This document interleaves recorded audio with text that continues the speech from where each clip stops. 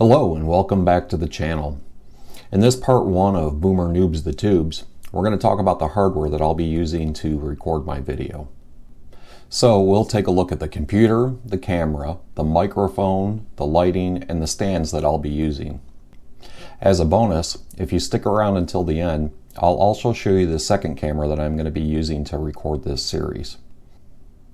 Jumping right in with the computer, I know that most creators have some pretty high performance computers, and that's just a necessity for processing graphics. Unfortunately, I don't have the money to go out and buy an iMac, but what I do have is this Samsung Galaxy Book S.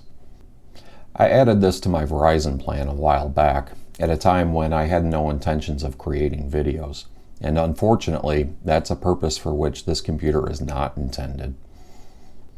I seriously doubt that any video editing software exists for this laptop, and if it did, it would probably be very slow and glitchy. Nevertheless, I think I've overcome this limitation, and I'll talk more about that in the software video. Moving on to the camera, I'd really like to limit my initial investment, so I'd like to use what I already have on hand. And what camera does everybody have on hand? You guessed it. A cell phone camera. So this is a Samsung Galaxy S10 Plus. This model is a couple of years old, so it's not the latest and greatest.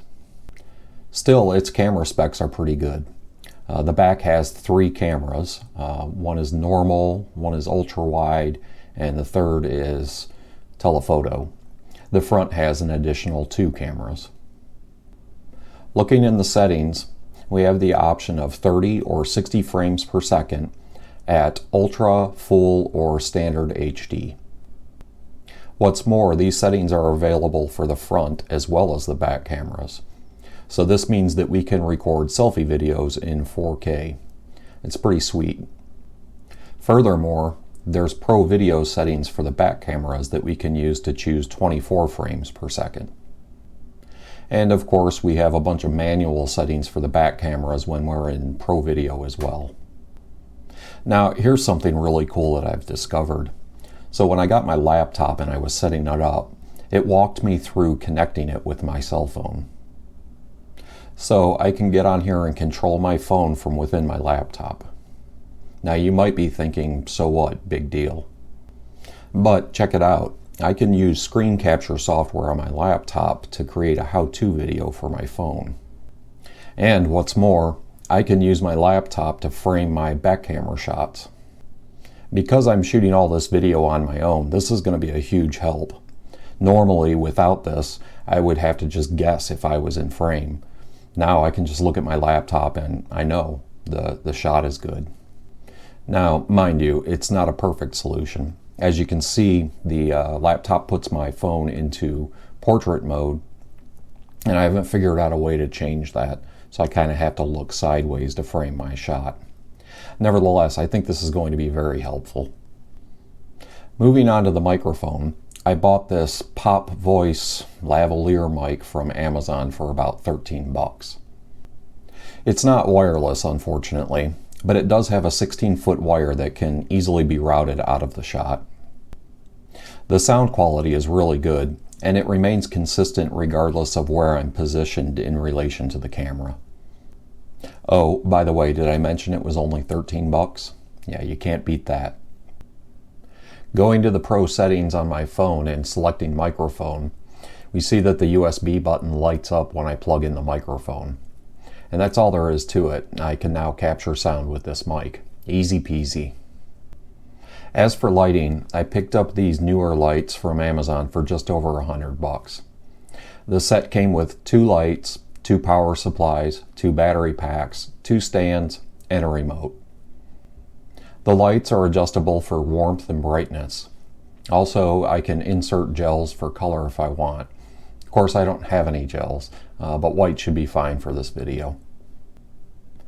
Moving on to miscellaneous hardware, I have a Yuntang tripod for mounting my phone. This was 20 bucks on Amazon. It's not the most stable tripod in the world, but it works great on my desk or as a selfie stick. It did come with a remote, but I've never used it. One nice thing is I can unscrew the clamp from the tripod and mount it to other devices. So this gives me some options for mounting my phone. Which brings me to my final piece of hardware. This extension arm by Toner was $50 on Amazon, and the ball end by Andor was another $25.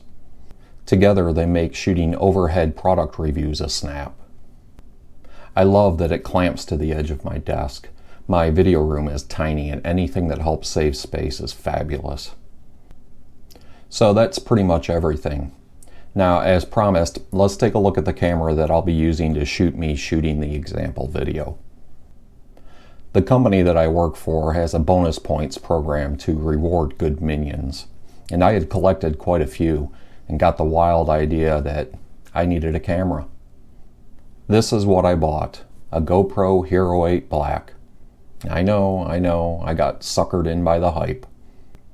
Let's face it, I'm not jumping out of airplanes, I'm not snowboarding, I'm not spearfishing perch in Lake Michigan. This was probably not my smartest decision. Nevertheless, this little guy does take good video, and for a few $100 more, you can turn it into a mediocre vlogging camera. Go ahead, make your comments. Sucker, fanboy. I know, I just realized too late. So that's a wrap. You've seen the hardware. In the next video, I'll talk about the software and how I plan on overcoming my weak laptop. So hit the subscribe, hit the notifications, click the like button, and I'll catch you next time. Have a great day.